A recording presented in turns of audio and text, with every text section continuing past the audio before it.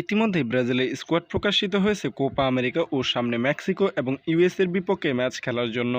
প্রশ্ন হচ্ছে, এই কোপা আমেরিকার স্কোয়াড বা এই স্কোয়াড নিয়ে কি কোপা আমেরিকা জয় করতে পারবে ব্রাজিল? চলুন আমরা সেই বিষয়ে আজকের ভিডিওতে আলোচনা করি। প্রথমে আমরা স্কোয়াডগুলো দেখে নিই এবং প্লেয়ার কে কেমন পারফরমেন্স করছে সে বিষয়ে আমরা প্রথমে ধারণা নিয়ে নিই।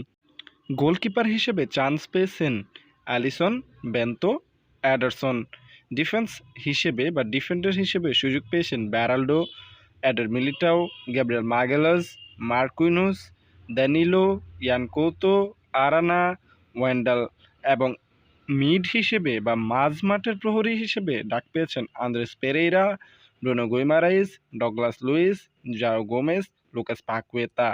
অ্যাটাকিংয়ে আরও রয়েছেন অ্যান্ড্রিক এবং তার সাথে রয়েছেন Evanilson, Martinelli, Raphinha, Rodrigo, Savinho এবং ভিনিসিয়াস জুনিয়র। এবার চলুন আমরা দেখে নেই যারা বাদ পড়েছে তাদের মধ্যে সবথেকে আলোচনা যে খেলোয়াড়দের নিয়ে হচ্ছে তাদের একটু আমরা দেখে নেই। প্রথমে রিচার্লিসন, সেন্টার ফরওয়ার্ডে রিচার্লিসন অনেক অভিজ্ঞ, ব্রাজিলের হয়ে অনেক ম্যাচ খেলেছে, তিনি প্রমাণও করেছে। তবে ইনজুরি থেকে ব্যাক করার পর একটু ফর্ম হারিয়েছে, যার কারণে হয়তোবা ডরিভাল জুনিয়র তাকে একাদশ বা স্কোয়াডে রাখেননি।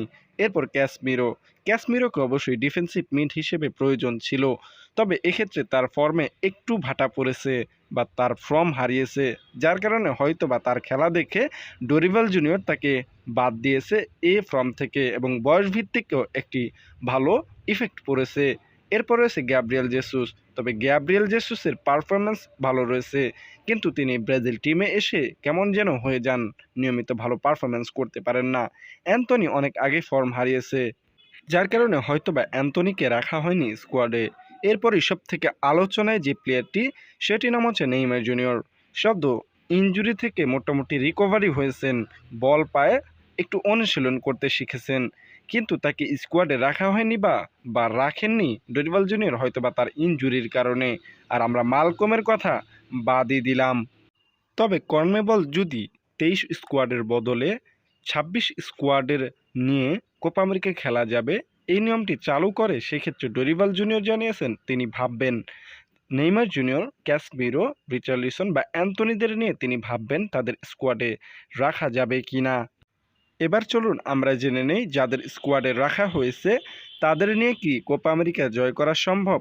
আমরা যদি একটু স্কোয়াডের গোলকিপার হিসেবে দেখি তাহলে গোলকিপার হিসেবে অ্যালিসন, এডারসন, বেন্তো এরা সবাই ভালো ফর্মে রয়েছেন। অ্যালিসন লিভারপুলের হয়ে ভালো খেলছেন, বেন্তো তার ক্লাবের হয়ে বা তার স্বদেশি ক্লাবের হয়ে ভালো খেলছেন, এডারসন ম্যানচেস্টার সিটির হয়ে উঠছে।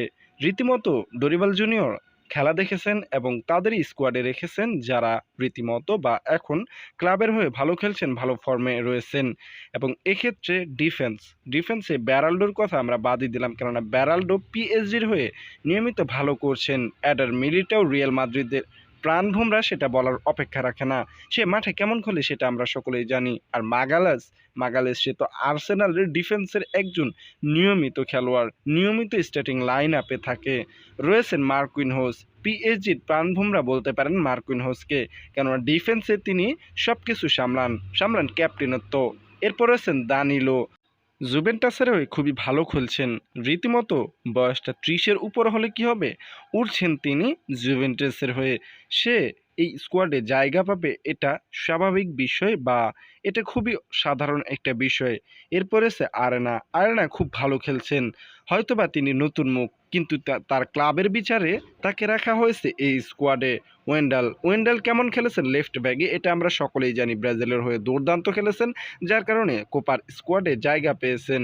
মিডফিল্ডের ক্ষেত্রে আন্দ্রে পেরেরা নিজের দেশের প্রতি কেমন সম্মান রাখেন বা এখন বর্তমানে ফুলহামের হয়ে কেমন খেলছেন সেটা আমরা সকলেই জানি, তার নিয়মিত স্কোয়াডে থাকা, নিয়মিত পারফরমেন্স দেখলেই বোঝা যায়। এরপর ব্রুনো গুইমারেজ বলুন বা ডগলাস লুইস ও জাও গোমেজ বা লুকাস পাকুয়েতা সকলেই ভালো ফর্মে রয়েছেন। তাদের ফর্ম বিচার করে বা তাদের খেলা দেখে, বর্তমান খেলা দেখেই কোচ ডরিভাল জুনিয়র তাদের রেখেছেন কোপার স্কোয়াডে। এবার attacking Endrick, Evanilson, Martinelli, Raphinha, Rodrigo, বা সাভিনো বা ভিনিসিয়াস জুনিয়র সকলেই ভালো ফর্মে রয়েছেন।